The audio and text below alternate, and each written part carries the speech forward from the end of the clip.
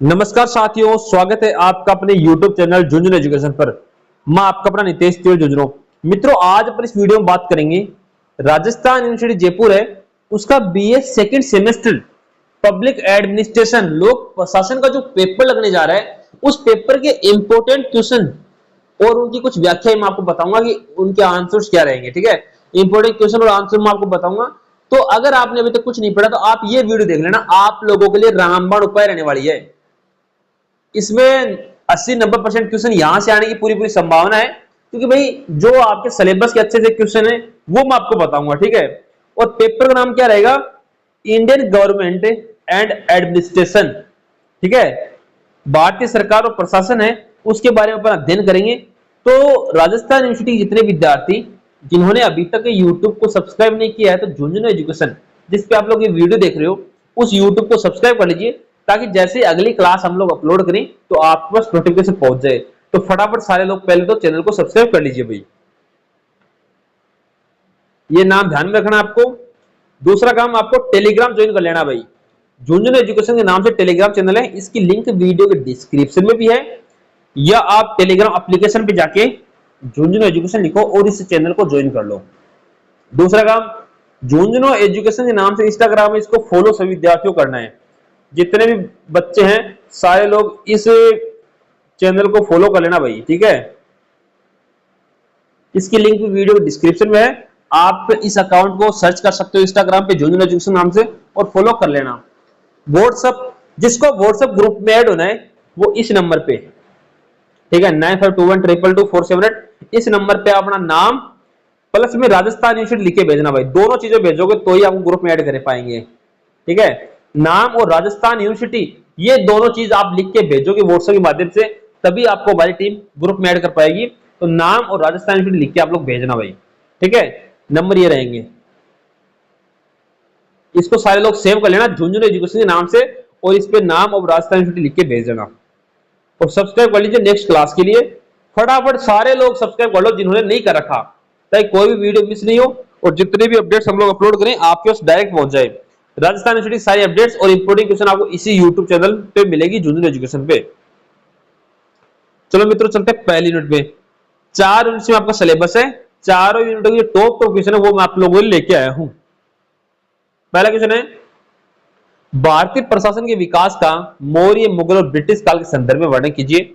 Describe the development of Indian administration during the Maurya, Mughal, British में जो period है उसमें, जो मौर्य काल था, मुगल काल था, ब्रिटिश काल था, उसमें भारतीय प्रशासन का विकास किस प्रकार से हुआ वो आपको बताना है भाई। तो पढ़ेंगे, देखो भारतीय प्रशासन का इतिहास अत्यंत समृद्ध है। जैसे मैंने पॉइंट बना के लेके आया हूं आप लोगों के लिए, उसी तरीके से आप लोग भी इसको लिखोगे और पढ़ोगे, जिसका विकास कर्मिक रूप से जुड़ा हुआ है।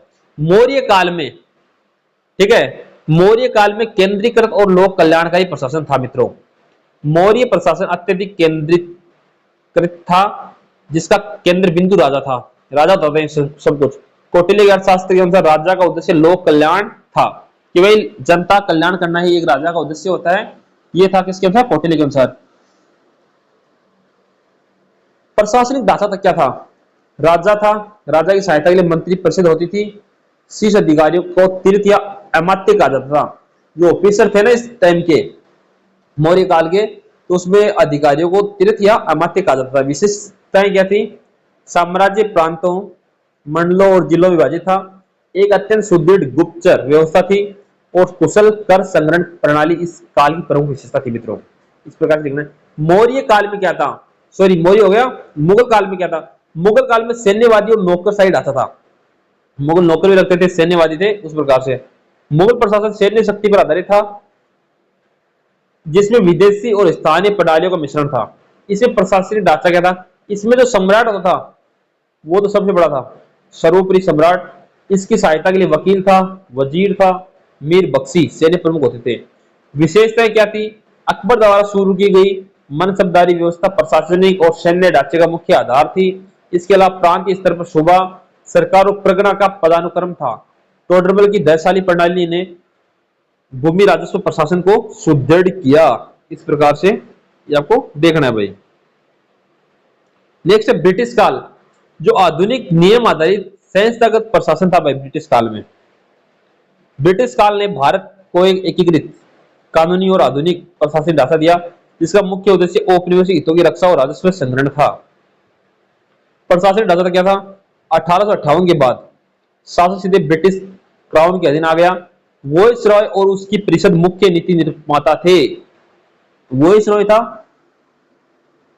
और उसकी जो परिषद उसकी जो टीम थी वो नीति निर्माता थे। विशेषताएं क्या थी भाई? इस काल में भारतीय सिविल सेवा आईसीएस की स्थापना हुई, जिसे भारतीय प्रशासन का इस्पाती ढांचा भी कहा जाता है। नियम आधारित व्यवस्था, वित्तीय केंद्रीकरण, जिला कलेक्टर के पद का सर्जन भी इसी काल की देन है। ब्रिटिश काल में ही जिला कलेक्टर का भी पद बढ़ा। निष्कर्ष जरूरी पढ़ना आपको कि मौर्य काल मित्रों वो तो हमें लोक कल्याण और केंद्रीकरण मिला मौर्य काल में।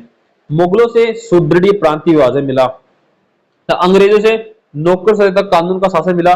यही संचित विकास आज के स्वतंत्र भारत के प्रशासनिक ढांचे का आधार है मित्रों। ठीक है, इस प्रकार से आपको देखना है। क्वेश्चन नंबर 2 है, भारतीय प्रशासन की प्रमुख विशेषताओं की व्याख्या कीजिए। Explain the salient features of administration Indian. ठीक है, इंडियन एडमिनिस्ट्रेशन है उसकी विशेषताएं क्या है, फीचर्स क्या है, आपको बताने हैं।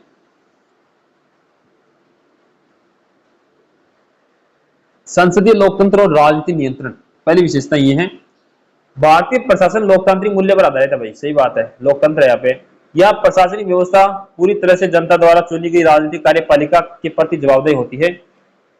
संघवाद का प्रभाव क्या पड़ता है, फेडरल सिस्टम, उसका क्या प्रभाव पड़ता है, फेडरल जो स्ट्रक्चर है उसका। भारत के संघीय ढांचे के अनुरूप प्रशासन के 2 स्तरों में बट गया, केंद्रीय प्रशासन और राज्य प्रशासन। हालांकि आपातकाल और राष्ट्रीय हित हैं, उनके मुद्दों पर केंद्रीय सरकार का पलड़ा भारी है। सही बात है, केंद्र सरकार का पलड़ा भारी रहेगा ना। अखिल भारतीय सेवाएं क्या क्या है? अनुच्छेद 312 के तहत आईएएस, आईपीएस, आईएफएस जैसी अखिल भारतीय सेवाएं केंद्र और राज्य दोनों स्तरों पर प्रशासनिक कमान संभालती है। ये व्यवस्था देश की एकता अखंडता को बनाए रखने तक प्रशासनिक एकरूपता लाने में मदद करती है भाई। तो पोस्टेड है, पोस्टेस जो है आईएएस है, आईपीएस है, आईएफएस है, ये क्या है कि देश की अर्थव्यवस्था को और जो प्रशासनिक सेवाएं उनको संभालती है। लोक कल्याणकारी राज्य की अवधारणा ब्रिटिश काल के विपरीत है। आधुनिक भारतीय प्रशासन का मुख्य लक्ष्य सामाजिक आर्थिक विकास और जन कल्याण है। अगली विशेषता है विकेंद्रीकरण और स्थानीय स्वशासन। 73वें और 74वें संविधान संशोधन 1992 के पंचायत राज और नगर पालिकाओं को संवैधानिक दर्जा मिला। नगर पालिकाओं को संवैधानिक दर्जा कब मिला? 1992 के बाद पंचायती राज और नगर पालिकाओं को। ठीक है, इससे प्रशासन जमीनी स्तर तक पहुंचा। तटस्थता और अनामिकता, प्रशासनिक अधिकारियों से यह अपेक्षा की जाती है कि वे किसी भी राजनीतिक विचारधारा से प्रभावित हुए बिना निष्पक्ष होकर काम करें। साथ ही नीतियों की सफलता और विफलता का श्रेय मंत्रियों को माना जाता है। अधिकारियां पर्दे के पीछे रखकर काम करते हैं कि भाई देखो जो काम करता है, अपन लोग कहते हैं ना कि विधायक जी ने काम करवाया, मंत्री जी ने काम करवाया, सर बोले जाते हैं, लेकिन काम अधिकारी करते हैं, वो पर्दे के पीछे रखकर कार्य करते हैं। और सभी लोगों की यही अपेक्षा रहती है कि जो अधिकारी रहता है वो राजनीतिक दबाव में नहीं आए भाई, कि अभी ये पार्टी है तो इसकी मानेंगे, ऐसा नहीं होना चाहिए। संक्षेप में इसका निष्कर्ष वो है, भारतीय प्रशासन नियम आधारित विकास उल्लेख और विविधता से भरे भारत को एक सूत्र में बांधने वाली एक मजबूत कड़ी है, जो समय के साथ अधिक पारदर्शी बनी रही है। ठीक है, इस प्रकार से ये है। क्वेश्चन नंबर 3 रहेगा भाई। एक बार सारे लोग चैनल को सब्सक्राइब कर, जितने भी जुड़े हुए हैं। 3 नंबर क्वेश्चन है, discuss the composition, powers and functions of the union legislature, जिसको हम पार्लियामेंट बोलते हैं। संसद है ना, संसद, उसकी संरचना, उसकी शक्तियां, उसके कार्य आपको बताने हैं, किसके? संसद के। तो फटाफट एक बार सारे लोग चैनल को सब्सक्राइब कर लीजिए, जितने भी लोग जुड़े हो। भारतीय संविधान के अनुच्छेद 79 के अनुसार केंद्रीय विधायिका यानी संसद जो है उसका गठन राष्ट्रपति और 2 सदनों से मिलकर बना होता है। भाई ये ध्यान रखना, आपको पूछ सकता है एग्जामिनर कि संसद है वो किन किन से बनी होती है। ठीक है, तो 2 सदन। ठीक है, एक बार बताना कि भाई 2 सदन कौन कौन से हैं, कौन कौन जानता है भाई 2 सदन कौन कौन से हैं? एक बार सारे लोग कमेंट करो फटाफट कि जो 2 सदन है, ठीक है, 2 सदन है वो कौन कौन से हैं जिनसे संसद बनता है। 2 सदनों का नाम बताना आपको कि भाई जिनको मिलाकर अपन है ना एक संसद का निर्माण कर सकते हैं, उनका कमेंट करो फटाफट, ताकि आपका नॉलेज थोड़ा इंक्रीज हो कि हमें ध्यान में है या नहीं है, वो सारी चीजें आपको ध्यान में होनी चाहिए। संसद की संरचना की बात करेंगे, राष्ट्रपति, लोकसभा और राज्यसभा। तो 2 जो मैं बता रहा था आपको सदन वो है राज्यसभा और लोकसभा। लोकसभा को अपन निम्न सदन बोलते हैं, राज्यसभा को उच्च सदन बोलते हैं। ठीक है, ये थोड़ा सा आप लोग पढ़ेंगे इसको अच्छे तरीके से। राष्ट्रपति क्या है? राष्ट्रपति संसद में किसी भी सदन का सदस्य नहीं होता, लेकिन वह संसद का अभिन्न अंग होता है, क्योंकि कोई भी विधेयक उसकी अनुमति के बिना कानून नहीं बन सकता।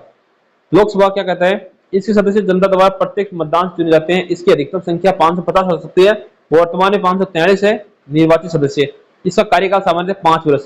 देखो अपन अपने जिले में बोलते हैं हमारे एमपी साहब हैं, सांसद साहब हैं, वो संसद में जाते हैं भाई, किसमें? लोकसभा में, जो सदन है उसमें जाते हैं। लोकसभा का सदस्य उनको बोलते हैं सांसद साहब को।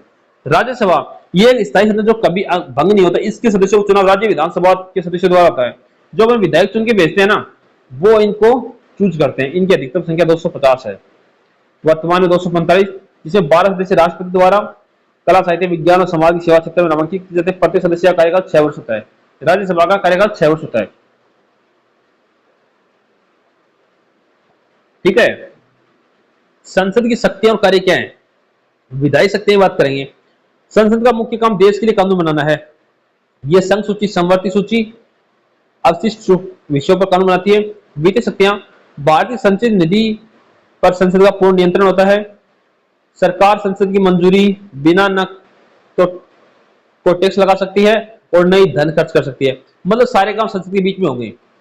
कार्यपालिका में नियंत्रण करना, संविधान संशोधन की शक्ति भी इनके पास है। निर्वाचन व न्यायिक कार्य, संसद राष्ट्रपति उपराष्ट्रपति चुनाव भाग लेती है तथा राष्ट्रपति सुप्रीम कोर्ट और हाईकोर्ट के जजों पर भावयोग चलाने की शक्ति रखती है।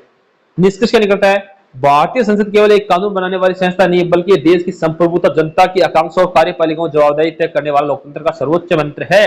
ये आप लोग सर्वोच्च मंच है, इसको ध्यान से आप लोग देख लेना। सारे लोग चैनल को सब्सक्राइब करो भाई फटाफट। प्रशासन पर विधायिका के नियंत्रण की प्रमुख साधनों की व्याख्या कीजिए। इसके कार्य देख लेना विधायिका आप लोग ना। Explain major methods of legislative control over administration. संसदीय लोकतंत्र है, उसमें प्रशासनिक जवाबदेही सुनिश्चित करने के लिए विधायिका कार्यपालिका और नौकरशाही पर कड़ा नियंत्रण रखती है। भारतीय संविधान में प्रशासन पर नियंत्रण रखने के लिए कोई प्रभावी साधन दिए गए हैं, जिन्हें मुख्य रूप से 3 भागों में बांटा गया है। संसदीय प्रश्न और चर्चाएं। प्रश्नकाल, सत्र का पहला घंटा जिसमें भाई सांसद मंत्रियों से 3 सवाल पूछते हैं। ठीक है, प्रशासनिक विभागों को इन सवालों को सटीक तथ्य और जवाब तैयार करने होते हैं।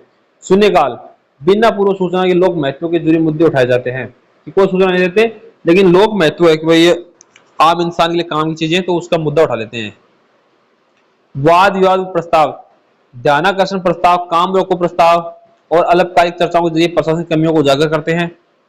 दूसरा आता है वित्तीय नियंत्रण। प्रशासन बिना बजट की स्वीकृति के 1 रुपया भी खर्च नहीं कर सकता। इसके लिए विधायिका 2 स्तर पर नियंत्रण करती है। बजट की स्वीकृति, कटौती प्रस्तावों के माध्यम से प्रशासन की मांगों पर नियंत्रण रखा जाता है। वित्तीय समितियां, बजट खर्च होने के बाद संसद की 3 मुख्य समितियां जांच करती है। एक तो लोक लेखा समिति, पीएससी जिसको बोलते हैं, यह सीएजी की रिपोर्ट के आधार पर जांच करती है प्रशासन का पैसा सही जगह खर्च किया है या नहीं है, कि भाई प्रशासन को जो पैसा है वो सही जगह खर्च हुआ है नहीं हुआ, वो लोक लेखा समिति ही उसकी जांच करती है। दूसरी समिति है प्राक्कलन समिति, यह प्रशासन के मितव्ययिता और कुशलता का बढ़ावा को सुझाव देती है, ये कम खर्च करो ना। सार्वजनिक उपक्रम समिति, यह सरकारी कंपनियों के कामकाज की जांच करती है। अन्य साधन और समितियां क्या क्या है वो बात करेंगे। अविश्वास प्रस्ताव, यदि यह पास हो जाए तो पूरी सरकार गिर जाती है। विभागीय स्थायी समितियां, ये समितियां मंत्रालयों के बजट की आवंटन और उनकी नीतियों की बारीकियों से जांच करती है, जिससे नौकरशाही पर सीधा नियंत्रण रहता है। विधायिका का यह नियंत्रण, निष्कर्ष पढ़ना देखो ध्यान से, विधायिका का यह नियंत्रण प्रशासन को निरंकुश होने से रोकता है। यह सुनिश्चित करता है कि लोक सेवक जनता के प्रति उत्तरदायी रहकर संविधान के दायरे में काम करें। इस प्रकार से पहली यूनिट आपकी कंप्लीट हो गई है। एक बार सारे लोग वीडियो लाइक कर दो, ताकि हमें भी थोड़ा सा लगे कि भाई राजस्थान यूनिवर्सिटी वाले विद्यार्थी हैं वो हमें सपोर्ट कर रहे हैं। आप जितना ज्यादा वीडियो लाइक करोगे, शेयर करोगे, शेयर करने की जिम्मेदारी आपकी भाई। वीडियो हम लोग पोस्ट करेंगे, अधिक से अधिक बच्चों तक पहुंचाने की जिम्मेदारी आपकी है। यूनिट 2 है, इससे पहला क्वेश्चन है जो राष्ट्रपति है उसकी शक्तियां कार्यों का वर्णन करना है आपको। ठीक है, राष्ट्रपति प्रधानमंत्री से एक क्वेश्चन निबंधात्मक को देखने को मिल जाएगा। राष्ट्रपति और प्रधानमंत्री से एक क्वेश्चन आपको देखने को मिल जाएगा, अच्छा क्वेश्चन है, इसकी शक्तियां आपको देखनी है। तो भाई देखो, अनुच्छेद 52 के अनुसार भारतीय राष्ट्रपति होगा, ध्यान रखना। ठीक है, जो कार्यपालिका और औपचारिक प्रधान देश का प्रथम नागरिक होता है। हालांकि वास्तविक शक्तियां प्रधानमंत्री नेतृत्व वाली मंत्रिपरिषद में निहित है, लेकिन राष्ट्रपति के पास व्यापक संवैधानिक शक्तियां हैं। कार्यपालिका शक्तियां, संघ का सरकार के सभी कार्य राष्ट्रपति के नाम से किए जाते हैं। वह प्रधानमंत्री उनकी सलाह पर अन्य मंत्रियों की नियुक्ति करता है। वह भारत के महान्यायवादी, अटॉर्नी जनरल, सीएजी, राज्यपाल, चुनाव आयुक्त, लोक संघ सेवा आयोग के अध्यक्षों की नियुक्ति कौन करता है? राष्ट्रपति करता है। विधायी शक्तियां, राष्ट्रपति संसद का अभिन्न अंग है। वह संसद को सत्र बुलाता है, संसद के सत्र को बुलाता है, सत्रावसान करता है, लोकसभा को भंग कर सकता है कौन? राष्ट्रपति। संसद द्वारा पारित कोई भी विधेयक राष्ट्रपति के हस्ताक्षर के बाद ही कानून बनता है। जब तक राष्ट्रपति साइन नहीं करेगा ना, तो कोई भी पारित जो प्रस्ताव है वो कभी कानून नहीं बनेगा, अगर साइन नहीं किया तो। उसके पास वीटो शक्ति भी होती है, वीटो पावर। संसद के सत्र में न होने पर वह अनुच्छेद 123 के तहत अध्यादेश जारी कर सकता है। वित्तीय और न्यायिक शक्तियां कौन सी है? वित्तीय, धन्य विधेयक राष्ट्रपति की पूर्व सहमति से लोकसभा में पेश किया जा सकता है। वह देश की आकस्मिक निधि को अग्रिम धन दे सकता है। न्यायिक कौन सा है? वह सुप्रीम कोर्ट और हाई कोर्ट के जजों की नियुक्ति करता है। अनुच्छेद 72 के तहत उसे अपराधी की सजा को क्षमा, कम या स्थगित करने का भी अधिकार है। कोई मान लो अधिकारी किसी को अधिकारी नहीं, कोई अपराधी है, कोई मुजरिम है, उसको फांसी सजा मिल गई, ठीक है, तो राष्ट्रपति चाहे तो उसकी सजा माफ भी कर सकता है भाई। सैन्य और आपातकाल शक्तियां, वह भारत के तीनों सशस्त्र बलों, थल, जल, वायुसेना यानी आर्मी, जिसको अपन बोलते हैं नेवी एंड इंडियन एयरफोर्स, इनका सर्वोच्च कमांडर होता है। संविधान के भाग 18 के तहत उसे 3 प्रकार की आपातकालीन शक्तियां प्राप्त हैं। राष्ट्रीय आपातकाल अनुच्छेद 352, राष्ट्रीय शासन अनुच्छेद 356, वित्तीय आपातकाल अनुच्छेद 360। निष्कर्ष आप लोग देख लेना। क्वेश्चन नंबर 2 के रूप में बात करेंगे प्रधानमंत्री। मैंने बताया ना, राष्ट्रपति और प्रधानमंत्री दोनों अच्छे क्वेश्चन है। मोस्ट इंपोर्टेंट है भाई प्रधानमंत्री, प्राइम मिनिस्टर है प्रधानमंत्री जी, जो अपने वर्तमान प्रधानमंत्री मोदी जी है ना, तो मोदी जी के क्या क्या कार्य हैं, शक्तियां, पावर हैं, वो आपको बताने, उनकी भूमिका क्या है, ठीक है। तो सारे लोग एक बार शेयर करो जितने भी लोग जुड़े हुए ना। अब प्रधानमंत्री के बारे में पढ़ेंगे। भारतीय संविधान के अनुच्छेद 74 के अनुसार राष्ट्रपति को सहायता और सलाह देने के लिए एक मंत्रिपरिषद होगी, जिसका प्रधान प्रधानमंत्री होगा। मतलब कि भाई अनुच्छेद 74 है, उसके अनुसार एक बात कही गई है कि राष्ट्रपति है, उसको सहायता और सलाह देने के लिए एक मंत्रिपरिषद होता है, मंत्रिमंडल होता है, और उस मंत्रिमंडल का जिसको प्रधान बोलते हैं, मतलब मैन मुखिया, उसको हम प्रधानमंत्री बोलेंगे। राष्ट्रपति जहां राज्य का संवैधानिक प्रमुख होता है, वहीं प्रधानमंत्री शासन का वास्तविक प्रमुख होता है। मंत्रिपरिषद के संपर्क में बात करेंगे। मंत्रियों का चयन प्रधानमंत्री की सलाह पर ही राष्ट्रपति अन्य मंत्री नियुक्ति करता है। प्रधानमंत्री कहता है ना कि अपन इनको बना सकते हैं मंत्री, ये देखो सरकार जिसके उसका प्रधानमंत्री बनेगा, अपन आम भाषा में समझे तो। और फिर मंत्रियों को विभाग का आवंटन भी प्रधानमंत्री की सलाह पर होता है। वह कैबिनेट की बैठकों की अध्यक्षता करता है और उसके निर्णय मंत्रियों के मार्गदर्शन होते हैं। किसी मंत्री से मतभेद होने पर वह उसका इस्तीफा मांग सकता है। कौन? प्रधानमंत्री मांग सकता है भाई। राष्ट्रपति और संसद के संदर्भ में कड़ी के रूप में कार्य, वह राष्ट्रपति और मंत्रिपरिषद के बीच संवाद का मुख्य माध्यम है। कौन? प्रधानमंत्री। प्रशासन विधायी प्रस्तावों की सभी जानकारियां वह राष्ट्रपति को देता है। संसद का नेता लोकसभा की बहुमत दल का नेता होने के कारण संसद का नेतृत्व करता है। वह राष्ट्रपति को लोकसभा भंग करने की सिफारिश कर सकता है और सदन की पटल पर सरकार की मुख्य नीति की घोषणा करता है। देश का नेता और नीति निर्माता, विदेश नीति का संचालन भी प्रधानमंत्री करता है। विभिन्न आयोगों का अध्यक्ष वह नीति आयोग, राष्ट्रीय एकता परिषद, राष्ट्रीय जल संसाधन परिषद जैसी महत्वपूर्ण संस्थाओं का प्रदेश अध्यक्ष भी होता है। नीति आयोग से क्वेश्चन बनेगा, आपको एग्जाम में देखना है कि नीति आयोग के कार्य क्या है।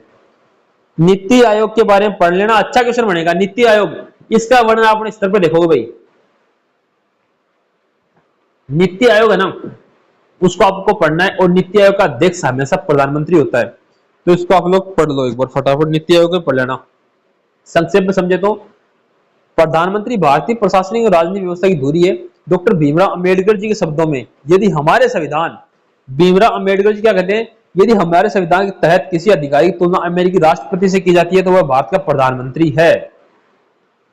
क्वेश्चन नंबर 3 है यूनिट 2 का, काउंसिल ऑफ मिनिस्टर्स, मंत्रिपरिषद, मंत्रियों क्या कार्य है भाई, मंत्री संरचना कार्य क्या है। अनुच्छेद 74 और 75 में आते हैं भाई, ठीक है। मंत्रिपरिषद की संरचना क्या होती है? कैबिनेट मंत्री आता है, राज्य मंत्री आता है, स्वतंत्र प्रभार का और एक राज्य मंत्री आता है। कैबिनेट मंत्री कौन से होते हैं? यह सरकार के सबसे महत्वपूर्ण मंत्रालय जैसे गृह मंत्रालय, रक्षा, वित्त, विदेश के प्रमुख होते हैं। नीति निर्धारण का मुख्य कार्य यही कोर ग्रुप करता है। और राज्य मंत्री स्वतंत्रता प्रभाव, इंडिपेंडेंट चार्ज, इन्हें छोटे मंत्रालयों का स्वतंत्र प्रभाव मिलता है। ये सीधे अपने विभाग के लिए जवाबदेह होते हैं। कैबिनेट बैठक में तभी बुलाए जाने पर भाग लेते हैं जब उनके विभागों का कोई मुद्दा हो। और राज्य मंत्री कौन सी है? कैबिनेट मंत्री के सहयोगी होते हैं, उनके विभागों के विशिष्ट कार्य में हाथ बटाते हैं। ठीक है।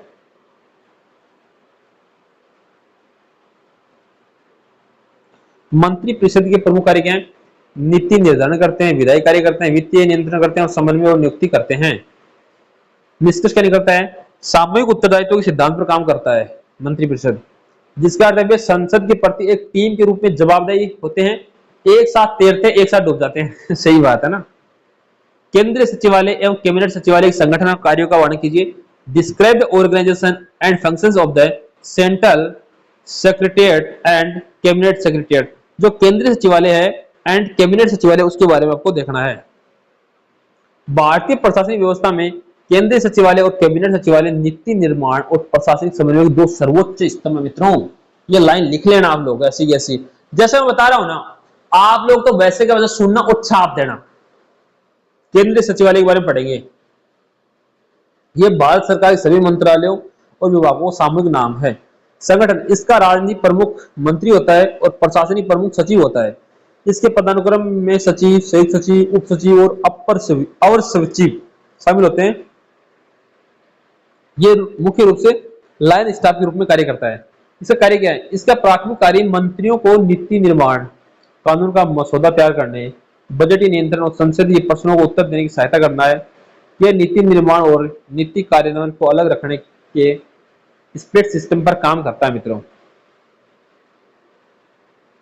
कैबिनेट सचिवालय यह सीधे प्रधानमंत्री के अधीन होता है। कैबिनेट, ठीक है। इसका प्रशासनिक प्रमुख कैबिनेट सचिव होता है, जो देश का सर्वोच्च लोक सेवक होता है। संगठन क्या? इसके मुख्य रूप से 3 विंग होते हैं, प्रशासनिक, सिविल एंड सैन्य विंग। कार्य करना, इसका मुख्य कार्य केंद्रीय मंत्रिमंडल की बैठकों के लिए कार्यसूची तैयार करना, बैठकों रिकॉर्ड करना, लिखना, कैबिनेट द्वारा लिए गए निर्णयों के क्रियान्वयन की निगरानी करना। ये विभिन्न मंत्रालयों के बीच उपजे मतभेदों को सुलझाकर अंतर मंत्रालय समन्वय सुनिश्चित करना किसका काम है? कैबिनेट सचिव का, कैबिनेट मंत्रालय का। निष्कर्ष क्या है? संक्षेप में, जहां केंद्रीय सचिवालय विशिष्ट मंत्रालयों की नीतियों का आकार है, वही कैबिनेट सचिवालय संपूर्ण सरकार के स्तर पर नीतियों में समन्वय और सुगमता लाता है। कैबिनेट मंत्रालय, कैबिनेट सचिवालय। यूनिट 2 कंप्लीट हो गई। एक बार सब्सक्राइब तो कर दो सब लोग, आप लोगों ने नहीं कर रखा। सारे लोग फटाफट चैनल को सब्सक्राइब करो ताकि देखो सबकी हेल्प हो। आप सब्सक्राइब करो ताकि जैसे मैं वीडियो अपलोड करूं तो आपको डायरेक्ट नोटिफिकेशन पहुंचे। आप मुझे मैसेज मत करो कि सर भेजो भेजो, आप चैनल को सब्सक्राइब रखो ताकि आपको अपडेट मिलती रहे सारी। सुप्रीम कोर्ट की कार्य शक्तियां संरचना क्या है? सुप्रीम कोर्ट का पहला क्वेश्चन अच्छा क्वेश्चन है, ठीक है। सुप्रीम कोर्ट हाई कोर्ट से भी एक निबंधात्मक क्वेश्चन देखने को मिलेगा आपको। भारतीय संविधान के भाग 5 अनुच्छेद 124 से 147 के में भारत के सर्वोच्च न्यायालय का प्रावधान है कि देश की एकीकृत न्यायपालिका का शीर्ष न्यायालय है, संविधान का संरक्षक और नागरिकों के मौलिक अधिकारों का रक्षक है। सर्वोच्च न्यायालयों की संरचना, न्यायाधीशों की संख्या, वर्तमान में मुख्य न्यायाधीश सहित 34 न्यायाधीश हैं सुप्रीम कोर्ट में। नियुक्ति, इनकी नियुक्ति राष्ट्रपति करता है भाई। कोलजियम प्रणाली की सिफारिश पे की जाती है। योग्यता वगैरह, भारत का नागरिकों तो एक जज बनने के लिए, सुप्रीम कोर्ट का जज बनने के लिए क्या क्या योग्यता होनी चाहिए? आप भारत के नागरिक होना चाहिए, कम से कम 5 वर्ष तक हाईकोर्ट का जज या 10 वर्ष तक वकील रहा हो। न्यायाधीश 65 वर्ष की आयु तक अपने पद पर बने रहते हैं। उन्हें केवल संसद द्वारा महाभियोग के माध्यम से हटाया जा सकता है। सत्ता एवं कार्य, मूल क्षेत्राधिकार, केंद्र व राज्यों या 2 से अधिक राज्यों के बीच के विवादों की सीधी सुनवाई केवल यही होती है। रीट क्षेत्राधिकार, नागरिकों के मौलिक अधिकारों के उल्लंघन पर यह 5 प्रकार की रीट जारी कर सकता है, जैसे बंदी, प्रत्यक्ष परमादेश। अपीलीय क्षेत्राधिकार, यह देश का अंतिम अपीलीय न्यायालय है जो हाईकोर्ट के फैसले के खिलाफ संवैधानिक, दीवानी और फौजदारी मामलों की सुनवाई करता है। सलाहकारी क्षेत्राधिकार, राष्ट्रपति द्वारा लोक महत्व या कानूनी प्रश्न पूछे जाने पर यह अपनी सलाह दे सकता है। अभिलेख न्यायालय, इसके सभी निर्णय कानूनी साक्ष्य के रूप में सुरक्षित रखे जाते हैं और अधीनस्थ न्यायालयों के लिए बाध्यकारी होते हैं। इसे अवमानना के लिए दंड देने की शक्ति है। न्यायिक पुनरावलोकन, यह संसद द्वारा बनाए गए किसी भी कानून की संवैधानिकता की जांच कर सकता है भाई, और संविधान सम्मत न होने पर उसे अमान्य भी घोषित कर सकता है। संसद कोई मालूम निर्णय ले, कानून बना दे, और इसको सही नहीं लगे तो ये उसको निष्कासित भी कर सकता है, हटा भी सकता है, उसको मना भी कर सकता है, अमान्य भी घोषित कर सकता है। भारत का सर्वोच्च न्यायालय दुनिया की सबसे शक्तिशाली अदालतों में एक है, जो कानून के शासन को बनाए रखने में, लोकतंत्र की रक्षा को बनाए रखने के लिए केंद्रीय भूमिका निभाता है। मित्रों, एक बार सारे लोग देखो सब्सक्राइब वाला लिखा हुआ, फटाफट कर लीजिए यार, जितने लोग जुड़े हुए ना। और जो मैंने व्हाट्सएप नंबर बताया है उसमें अपना नाम साथ में राजस्थान यूनिवर्सिटी लिख के भेज देना, ताकि आपको ग्रुप में जोड़ देंगे।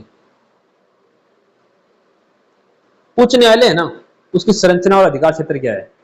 Discuss structure and जुडिक्शन of the supreme high court है, सॉरी सुप्रीम कोर्ट पढ़ लिया आपने, हाई कोर्ट। भारतीय संविधान के भाग 6 में आता है ये। राज्य स्तर पर न्यायपालिका की उच्च, मतलब एक राज्य है ना, राजस्थान का उच्च न्यायालय जोधपुर में, ठीक है, तो इस प्रकार से उच्च न्यायालय होता है, और उसके एक विंग है अपने जयपुर में भी।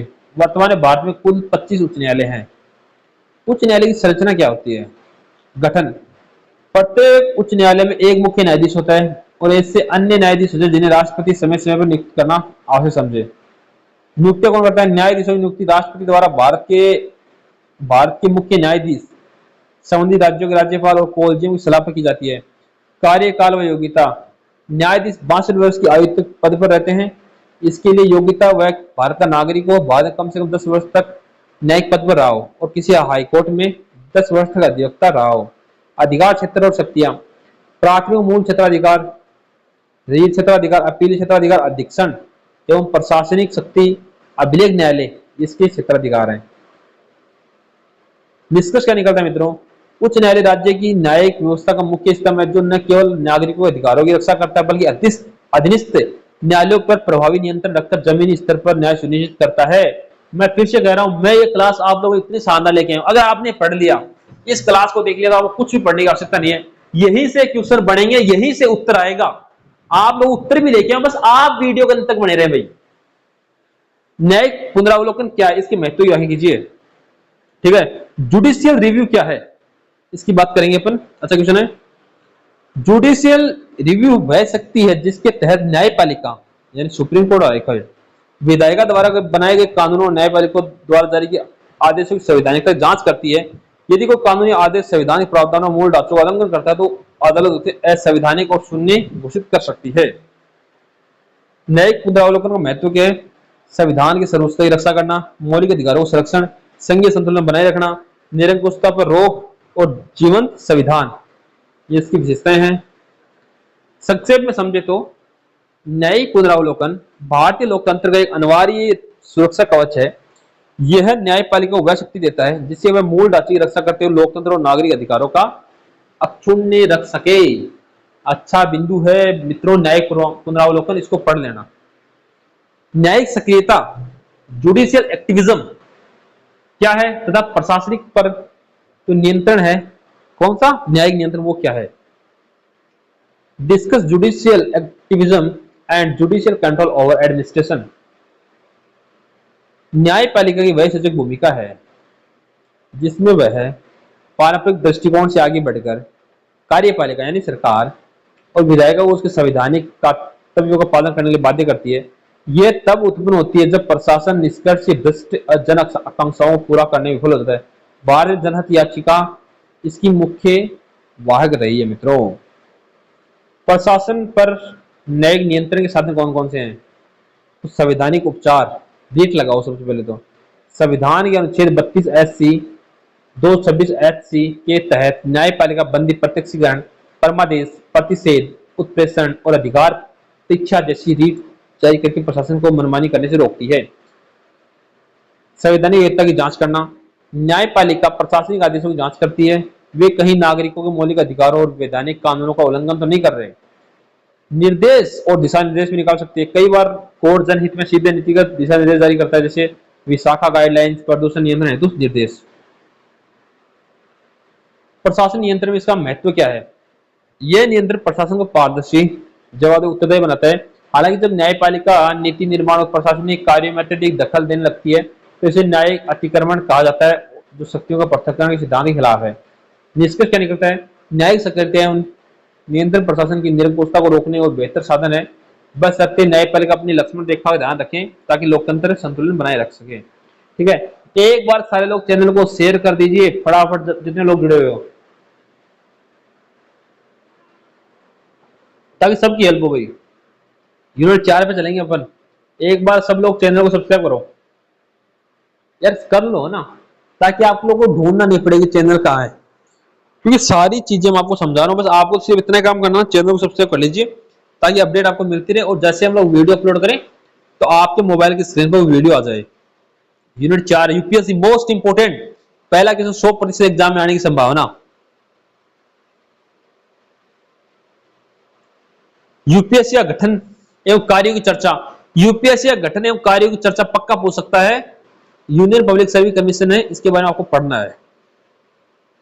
भारतीय संविधान अनुच्छेद 315 से 323 के तहत संघ लोक सेवा आयोग यूपीएससी को एक स्वतंत्र संवैधानिक निकाय के रूप में स्थापित किया गया है। यह भारतीय केंद्रीय भर्ती एजेंसी है जो देश की उच्च सिविल सेवाओं में योग्यता आधारित चयन सुनिश्चित करती है। संरचना, यूपीएससी में एक अध्यक्ष है और अन्य सदस्य होते हैं। संविधान में सदस्यों की संख्या निश्चित नहीं की गई है, ये राष्ट्रपति पर छोड़ दिया गया है। सामान्यतः 9 से 11 सदस्य होते हैं। योग्यता क्या होती है? आयोग के आधे सदस्यों को भारत सरकार या राज्य सरकार के अधीन कम से कम 10 वर्ष का प्रशासनिक अनुभव होना चाहिए।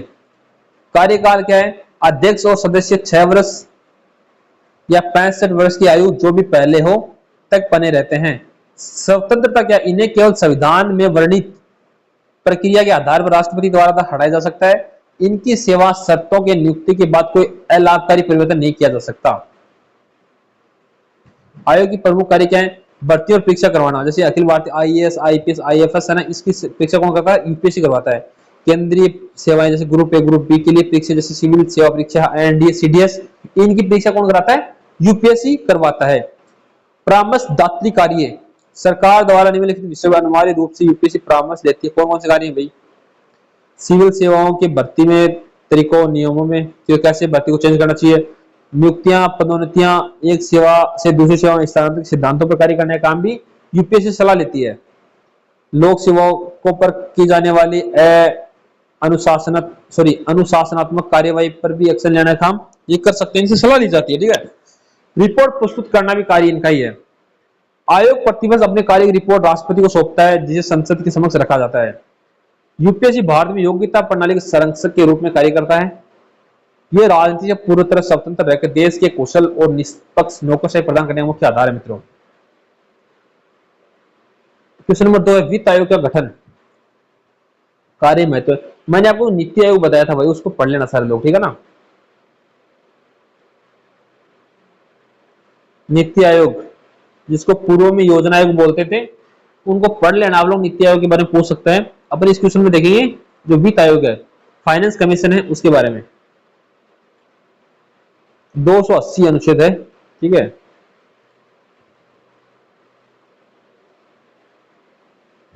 इसका गठन, संरचना, वित्त आयोग में एक अध्यक्ष और 4 अन्य सदस्य होते हैं जिनकी नियुक्ति राष्ट्रपति द्वारा की जाती है। योग्यता, देखो आप लोगों को लगता है कि राष्ट्रपति तो कभी सामने आता ही नहीं, एक काम देखो, कार्य देखो राष्ट्रपति जी के कितने कार्य होते हैं। संविधान ने संसद को सदस्यों की योग्यताएं तय करने का अधिकार दिया है। अध्यक्ष सार्वजनिक मामलों का अनुभव व्यक्ति होता है। अन्य 3 सदस्य उच्च न्यायालय के जज बनने की योग्यता रखने वाले, सरकार के वित्त और खाता के विशेषज्ञ या अर्थशास्त्र के विषय ज्ञाता हो। पुनर्नियुक्ति, इस सदस्य एक निश्चित कार्यकाल के लिए पद संभालते हैं, उसके बाद दोबारा नियुक्ति होने योग्य होते हैं। आयोग प्रमुख कार्य क्या है? टैक्स का बंटवारा करना, सहायता अनुदान, भारतीय संचित निधि में राज्यों को दिए जाने वाले अनुदान के सिद्धांतों को तय करना, स्थानीय निकायों को मजबूत करना, राज्य वित्त आयोग की सिफारिशों के आधार पर पंचायतों और नगर पालिकाओं के संसाधनों की पूर्ति के लिए राज्य की संचित निधि को बढ़ावा देने के लिए उपाय सुझा सकते हैं। अन्य कार्य क्या है? राष्ट्रपति द्वारा देश के वित्तीय हित में सौंपा गया अन्य विशिष्ट कार्य। इनके महत्व क्या है? वित्तीय संघवाद का रक्षक करना, यह केंद्र राज्य की वित्तीय संतुलन को दूर करने के लिए वित्तीय संघवाद को मजबूत बनाता है। पारदर्शी और निष्पक्षता, एक स्वतंत्र निकाय होने के कारण यह बिना किसी राजनीतिक प्रभाव के राज्यों के वित्तीय संसाधन आवंटन करता है, जिससे पिछड़े राज्य के विकास को गति मिलती है। निष्कर्ष क्या निकलता है? यद्यपि वित्त आयोग की सिफारिशें केवल सलाहकारी प्रकृति होती हैं और सरकार बाध्यकारी नहीं होती, फिर भी मजबूत आर्थिक लोकतंत्र और संतुलित क्षेत्रीय विकास के लिए इसकी रिपोर्ट को अत्यंत सम्मान और प्रामाणिकता के साथ स्वीकार किया जाता है मित्रों। ठीक है, इस प्रकार से एक बार आप लोग लिख लीजिए और शेयर कर दो भाई, जितने लोग जुड़े हो, जितने भी लोग जुड़े हो ना, शेयर कर दीजिए। लास्ट क्वेश्चन आएगा इसके बाद। ठीक है, एक बार सारे लोग शेयर करो ताकि सबकी हेल्प हो जाए। ये क्वेश्चन आप लोगों के लिए रामबाण उपाय रहने वाले हैं सारे सारे जो मैंने बताए। आप लोग अगर इन क्वेश्चंस को पढ़ लोगे ना, तो मैं गारंटी के साथ कह रहा हूं कुछ पढ़ने की आवश्यकता नहीं है। बस आप तो ये क्लास देख लेना, जहां एग्जाम देने जाओ उसके बाहर खड़े होकर, एक सेंटर के बाहर खड़े होकर क्लास देख लोगे ना, तो इसमें जो मोस्ट पॉइंट है उनको जोड़ के आप आगे अपने मनों से मन से शब्द लिख के आप लोग उनको एक्सप्लेन कर सकते हो। लेकिन पढ़ना यही पड़ेगा। एग्जाम में अगर अच्छे नंबर लाने, पास होना, अच्छे नंबरों से पास होना है, तो यही पढ़ना पड़ेगा। क्वेश्चन है, निर्वाचन आयोग था भारत के नियंत्रण महालेखा परीक्षक सीएजी के कार्य को वर्णन कीजिए। Discuss the functions of election commission and the controller and auditor general of India. इसके बारे में पढ़ेंगे।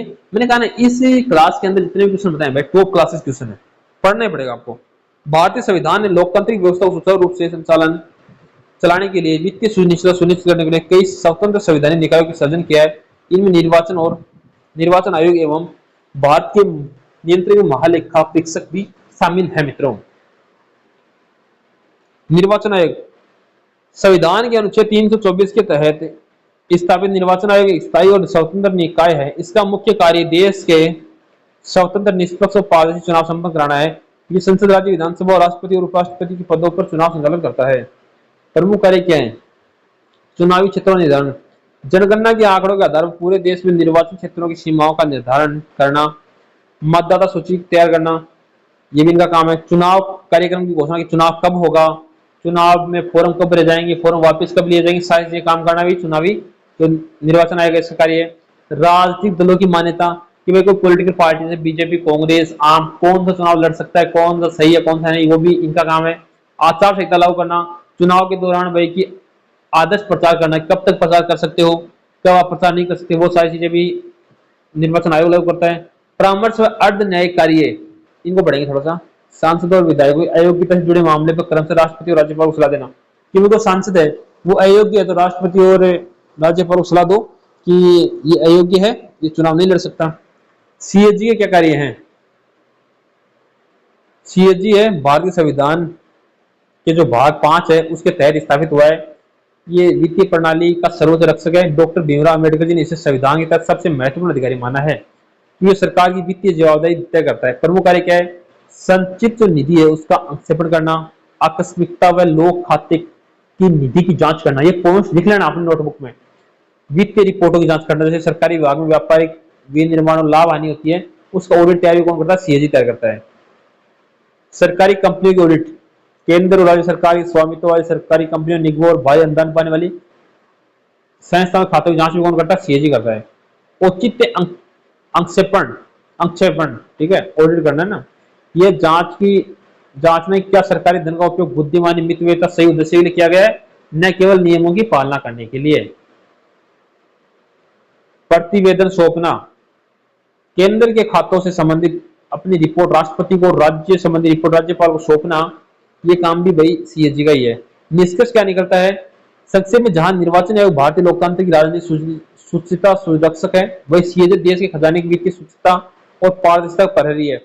ये दोनों संस्था कार्यपालिका निरंकुशता पर अंकुश लगाने का सुशासन सुनिश्चित करती है कि वह सांसद अपनी मनमानी नहीं करे, वो साहित्य रूल के अनुसार हो। ठीक है, तो इस प्रकार मित्रों मैंने जो क्वेश्चन बताए आप इनको पढ़ो, अच्छे लगे तो एक बार वीडियो लाइक जरूर कर देना। देखो आप लोगों ने इतनी मेहनत कर रहा हूँ, वीडियो लाइक जरूर कर देना, क्योंकि ये क्वेश्चन आपके एग्जाम में आने वाले हैं। और फिर टेलीग्राम के लिए मैंने बोला था, टेलीग्राम ज्वाइन कर लेना है। इंस्टाग्राम को सारे लोग फॉलो कर लेना, जितने लोग जुड़े हो इंस्टाग्राम को फॉलो कर लेना, सारी अपडेट्स आपको स्टोरी के मदद से मिलती रहेंगी।